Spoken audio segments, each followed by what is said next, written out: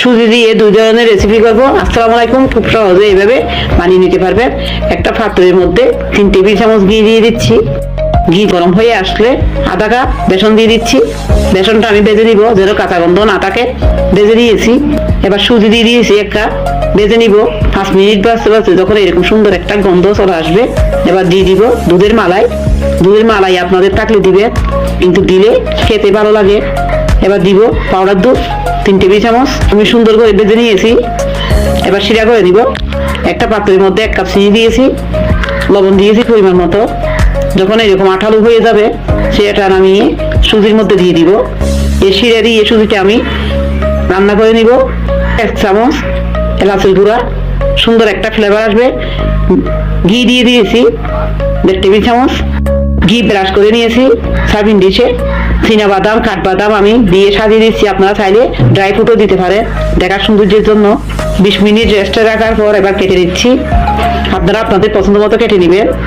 এভাবে যখন সুজি বানাবেন, এই যে একটা বক্সে করে 1 মাসের মতো সংরক্ষণ করে রেখে দিতে পারবেন, এতে অসাধারণ হয়। এবার সুজি দিয়ে আর একটা বিস্কিট বানাবো। সম্পূর্ণ ভিডিও দেখতে থাকুন। একটা পাত্রের মধ্যে একটা ডিম দিয়েছি, দিয়ে দিচ্ছি চিনি, মিক্স করে দিব। ভালো করে মিক্স করে নিতে হবে। এভাবে মিক্স করে নিয়েছি। দিয়ে দিচ্ছি 1 কাপ সুজি,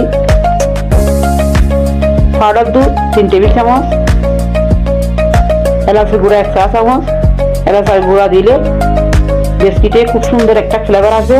রান্নার রেগুলার তেল দিয়েছি 1 টেবিল চামচ। হাত দিয়ে মেখে নিব।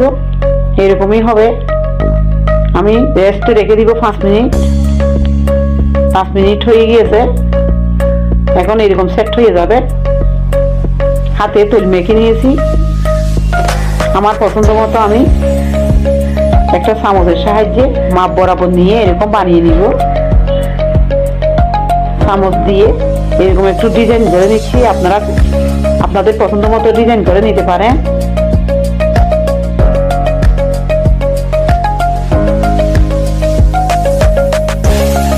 সবগুলো আমি এভাবে বানিয়ে নিয়েছি। এবার একটা প্যানের মধ্যে তেল দিয়েছি, ভেজে নিব। যখন এরকম একটা সুন্দর কালার চলে আসবে, আমি নামিয়ে নিচ্ছি। সবগুলো আমি ভেজে নিব। সবগুলো আমি ভেজে নিয়েছি। দেখতে কত লোভনীয় হয়েছে দেখুন। খেতেও অসাধারণ হয়। এভাবে খুব সহজে আপনারা বানিয়ে নিতে পারবেন, একদম মচমচে। ভিডিওটি ভালো লাগলে লাইক শেয়ার ফলো করবেন। ইউটিউব থেকে দেখলে সাবস্ক্রাইব করবেন। সবাই ভালো থাকবেন। আল্লাহ হাফেজ।